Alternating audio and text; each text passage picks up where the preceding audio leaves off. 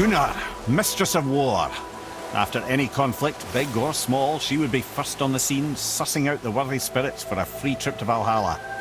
A gruesome task, but she took great pride in it. Any conflict. Impossible. It's true. She had help from her sisters, of course, but Gunnar was always first to arrive. Her judgment of the fallen was unparalleled, and an invaluable resource to Odin. She was one of his favourites. Ah, Gondul. Beautiful Gondul. And? Huh? That's it? Beautiful Gondul? No story or anything? Oh, sorry, lad. The sight of Gondul always took my breath away. Gondul had a silver tongue, a sharp wit, and struck a figure so stunning it literally drove men insane. Odin forbid her from setting foot in Midgard after a time, as insanity is not a welcome trait in Valhalla. This is none other than Geirdriful, the Master of Arms in Valhalla, responsible for arming and training Odin's Einherjar. His what? His army come Ragnarok. The entire reason Valhalla exists, you see. The Einherjar wait in the Great Hall endlessly, feasting, drinking and fornicating themselves silly. Once Ragnarok begins, Odin calls them into service to fight on his behalf. Geirdriful had her hands full training that lot. This, my friends, is Kara. Now, Valkyries are volatile by nature, but Kara, the lass is wild storm personified. A wild storm. Aye, calm and collected. Then the air would shift and the fury of her storm would unleash. It was beautiful in a way, assuming you could find proper shelter. Her tears would cleanse the blood-soaked battlefields. This is Rota, a chooser of the slain. I thought all the Valkyrie did that. Not exactly, lad. Although that is what they're most famous for, and by far their greatest responsibility. You've seen what happens to the dead without the judgment of the Valkyries. Hellwalkers. That's right. Rota, Gunnar, Skuld. Without them to clean up the aftermath of battle, hell overflows with souls meant for Valhalla. A sorry state of affairs. Rota must be beside herself. Ah, and here we have Eir, the healer. A Valkyrie healer? Strange. Eir was strange, as a matter of fact. Very quiet, very calm. Where her sisters were violent rapids, Eir was a gentle stream. She healed the wounds of both mortals and gods, and even a certain all-knowing sage who once drank too much and fell off a mountain. Not my proudest moment. Well, well, Hilda, Mistress of Battle. She and Odin got on quite well, actually. Her and the other Valkyries, not so much. She would spend most of her time here in Midgard observing discord between the living, and sewing some up herself from time to time. She lived for conflict. Some say she was conflict personified. I wonder what will become of her now that she's free. Olrun, once the daughter of a powerful chieftain. She fell defending him during a Reaver attack. Olrun was escorted to Valhalla, where she chose to devote her afterlife to the pursuit of knowledge above all else. Quite unusual behaviour amongst the constant drinking and feasting of her fellow Valhallian denizens. How'd she end up a Valkyrie? Odin. He saw a kindred spirit in Olrun's single-minded pursuit of knowledge. He appointed her as the Valkyrie's resident historian.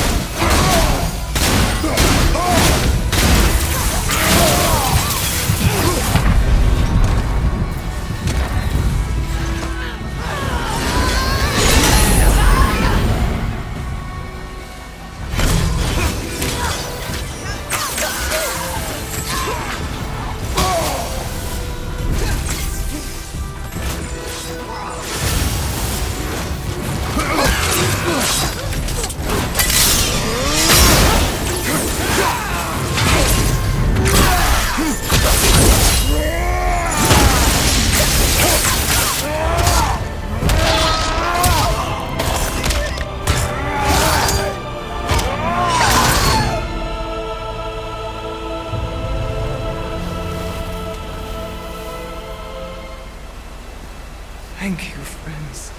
You have saved the Valkyries. Sigrun, how did this happen? Mimir, is that you? You have been freed, but... Freedom comes at a price, milady. You speak truly. Countless winters we served the All-Father. But only through his union to the Queen did we ever taste some measure of freedom. But aren't you the queen? There has only been one Queen of the Valkyries, the goddess Freya. When Odin severed her wings, I served in her absence, but it wasn't enough for the All-Father. He used an archaic piece of magic, corrupting my sisters. I tried to contain the damage by imprisoning them in places where they could cause no harm, but soon I lost myself as well. Sigrun, I'm sorry for being so worthless. I could have done something, or tried at the very least. What will you do now? I must reunite with my sisters. Together we can restore balance to the realms. You have the eternal blessings of the Valkyries.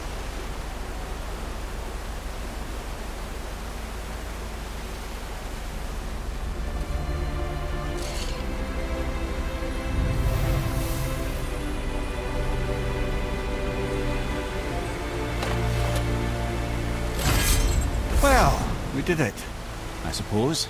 You don't sound very happy about it. It's difficult to be happy about anything when you're a reanimated head. I'm grateful we were able to set the Valkyries free. But so much of this could have been avoided, if only... You said it yourself, Head. It does not matter anymore. The past is the past. Well, that's awfully cheerful coming from you. I am in a good mood. The dwarves will make use of this helm. Your dad's a wee bit single-minded, isn't he, lad? Definitely.